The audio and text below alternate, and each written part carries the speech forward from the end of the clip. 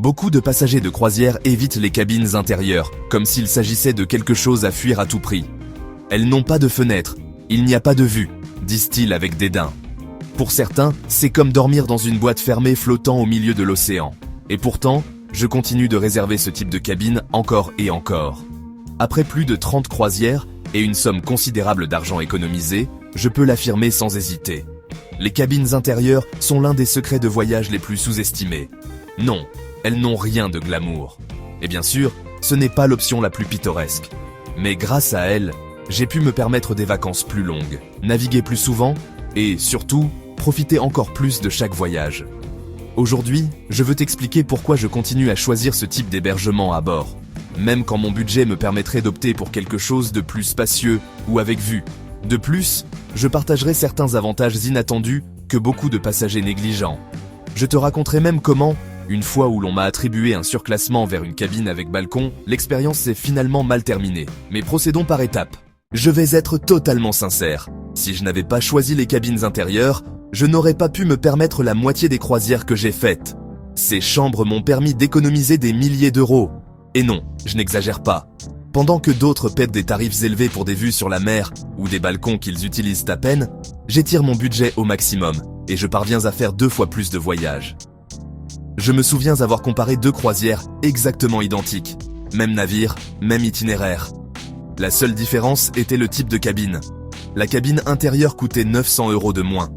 Cette différence m'a permis de payer toutes les excursions à terre, d'améliorer mon vol et de prendre le forfait boisson. Tout cela, simplement en renonçant à une fenêtre que, franchement, je n'aurais presque pas regardée. Et voici une astuce que très peu de gens connaissent. Si tu réserves à l'avance, il arrive souvent que les prix baissent quelques semaines avant le départ. Si tu n'as pas encore effectué le paiement final, tu peux modifier ta réservation et profiter du tarif le plus bas. J'ai réussi à économiser ainsi des centaines d'euros, sans lever le petit doigt. Les cabines intérieures ne sont pas un inconvénient. Ce sont une stratégie qui me permet de voyager davantage, de dépenser moins et de profiter au maximum. Cela peut sembler fou, mais les cabines intérieures sont, en réalité, parmi les espaces les plus silencieux de tout le navire. Même si beaucoup disent qu'elles sont étroites ou oppressantes, elles sont aussi le seul endroit où tu peux vraiment te déconnecter du tumulte qui règne sur une croisière.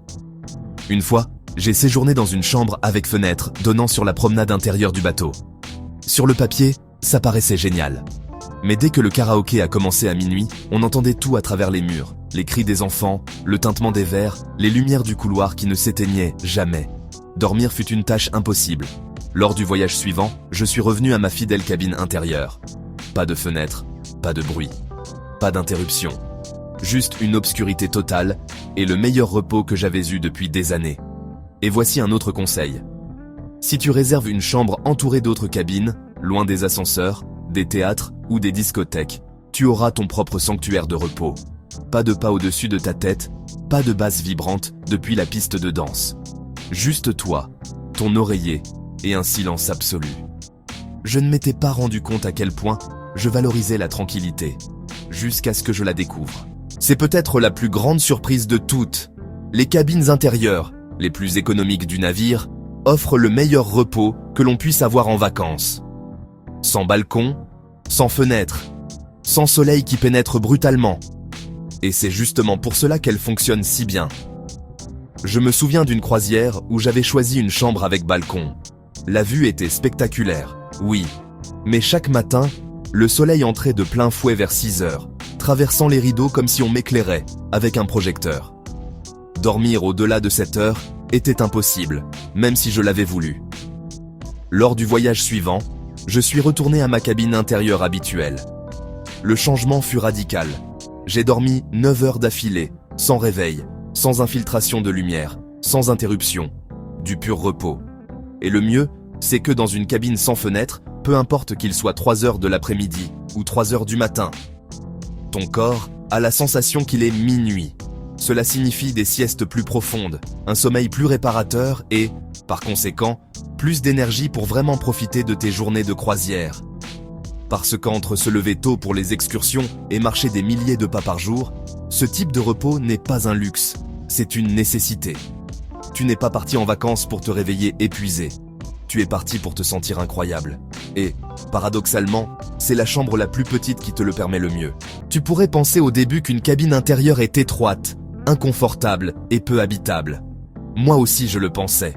Lors de l'une de mes premières croisières, j'étais nerveux d'avoir réservé une de ces chambres.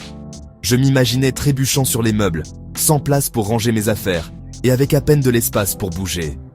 En gros, je croyais que j'allais dormir dans un placard flottant. Mais quand je suis entré, j'ai eu une agréable surprise. Tout était parfaitement organisé. L'armoire était spacieuse, le lit plus grand que prévu, les tables de chevet avaient des tiroirs pratiques, la coiffeuse servait aussi de bureau et il y avait des étagères cachées que je n'avais même pas remarquées au début. C'était comme un petit vaisseau spatial, compact, conçu avec précision, mais totalement fonctionnel et plus confortable que je ne l'imaginais. Et voici quelque chose que presque personne ne mentionne. Les compagnies savent que ces cabines sont petites. C'est pourquoi elles les conçoivent au millimètre, en exploitant chaque centimètre carré. Il ne s'agit pas seulement de payer moins. Il s'agit d'occuper un espace pensé pour de vrais voyageurs. À moins que tu n'aies l'intention de passer toute la journée enfermé dans ta chambre, et soyons réalistes, tu ne le feras pas. Tu n'as pas besoin d'une cabine énorme. Et quand tu commences à te rendre compte que tu as payé trop cher pour de l'espace que tu n'utilises même pas, c'est là que tout change. Soyons honnêtes, t'est-il déjà arrivé d'acheter quelque chose de cher juste pour sentir que tu devais l'utiliser à tout prix et ainsi justifier la dépense? C'est exactement ce qui m'est arrivé la première fois que j'ai réservé une suite sur une croisière. La chambre était magnifique, immense, avec un canapé très confortable et un balcon privé. Elle incluait même des avantages supplémentaires comme l'embarquement prioritaire. Mais au milieu du voyage, j'ai commencé à ressentir quelque chose d'étrange, une sorte de pression intérieure. Je me demandais si je profitais assez de la chambre. Devais-je y rester plus longtemps pour me reposer? Devais-je sauter une activité pour profiter du balcon? Est-ce que j'exploitais vraiment ce que j'avais payé? Soudain, mes décisions n'étaient en ne plus basées sur ce dont j'avais envie, mais sur la nécessité de justifier le prix de la chambre. Tout le contraire se produit quand je choisis une cabine intérieure. J'y entre, je dors, je me douche et je ressors. Et comme je ne paie pas pour des luxes, je ne me sens pas obligé de rentabiliser quoi que ce soit. Sans culpabilité, sans pression, sans doute. Juste du plaisir. Je peux profiter de toute la journée comme je veux, du petit déjeuner au buffet jusqu'au karaoké nocturne, sans jamais penser « Est-ce que je ne devrais pas être dans ma chambre en ce moment ?» Parfois, la meilleure valeur ne se trouve pas dans ce qui offre le plus, mais dans ce qui te donne la liberté de profiter de tout le reste. Et si je te disais que certaines cabines intérieures ont, en réalité, une vue? Même si cela semble impossible, c'est totalement vrai. Moi non plus je n'y croyais pas au début, mais je l'ai vécu en personne. Sur certains des navires les plus modernes de Royal Caribbean, tu peux réserver une cabine intérieure équipée de ce qu'on appelle un balcon virtuel. Un immense écran sur le mur qui transmet en temps réel la vue extérieure du bateau. Vagues, lever de soleil, port, tout comme si tu avais vraiment une baie vitrée. La première fois que je suis entré dans l'une d'elles, je me suis dit, me serais-je trompé de chambre? Cela ressemblait à une cabine avec balcon, alors que je payais le prix d'une cabine intérieure. Et ce n'est pas la seule compagnie qui innove ainsi. Norwegian, par exemple, est allé encore plus loin en proposant des cabines individuelles, avec fenêtres virtuelles intégrées, conçues pour une seule personne. Confortables, accueillantes et étonnamment fonctionnelles. Est-ce que cela donne la même sensation qu'un vrai balcon? Évidemment non. Tu ne peux pas sortir, ni sentir l'océan, ni respirer la brise. Mais l'illusion visuelle fait beaucoup. Elle donne une impression d'espace et évite ce sentiment d'enfermement que certains craignent en choisissant une cabine sans fenêtre. C'est, en somme, un petit exemple de la manière dont la technologie peut transformer un espace réduit en quelque chose de beaucoup plus agréable. Et si tu as déjà eu peur de te sentir à l'étroit dans une cabine intérieure, cela peut être la solution parfaite. Laisse-moi te raconter ce qui m'est arrivé une fois que j'ai accepté un surclassement vers une cabine avec balcon. Je pensais que ce serait une expérience extraordinaire, puisque nous naviguions à travers les fjords et les glaciers d'Islande. Les vues promettèrent d'être impressionnantes. Je me suis dit, je le mérite, et j'ai payé 300 € de plus pour cette amélioration. Ce à quoi je ne m'attendais pas, c'était la suite.